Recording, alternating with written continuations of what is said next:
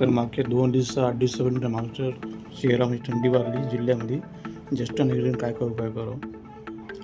नमस्कार, मी doctor Sanjay Nakade, physician, Hingoli.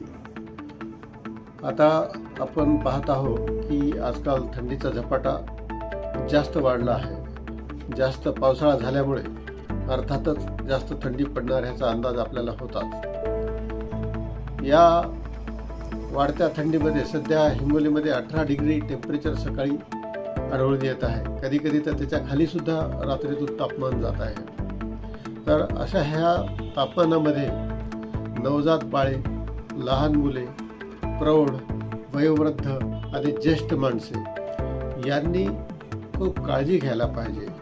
विशेषतः नवजात बालकामध्ये आणि लहान मुलामध्ये सर्दी, निमोनिया यांचं प्रमाण किंवा फ्लूचं प्रमाण खूप वाढतं.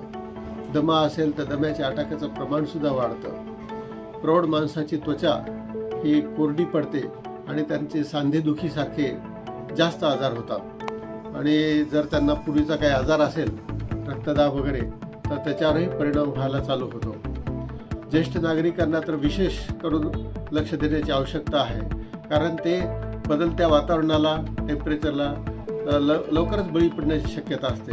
यांच्यामध्ये हृदयविकार किंवा लकवा किंवा दमा, खोकला किंवा त्यांचे जर आजार पूर्वीचे काही असतील तर ते उबळून येण्याची जास्त दाट शक्यता असते. तेव्हा आपल्याला काही या बालकामध्ये वगैरे काळजी घ्यावी लागते. त्यांना मोजे, कानटोपी, गरम कपडे, 1 लेअर किंवा 2 लेअरचे, आणि विशेष म्हणजे यांच्या आजारामध्ये औषधे वेळेवर घ्यावी. घराची स्वच्छता जास्तीत जास्त ठेवावी. आणि वयोवृद्धामध्ये वगैरे रूम हीटर वापरायला सुद्धा काही हरकत नाही. त्यांनासुद्धा पायमोजे,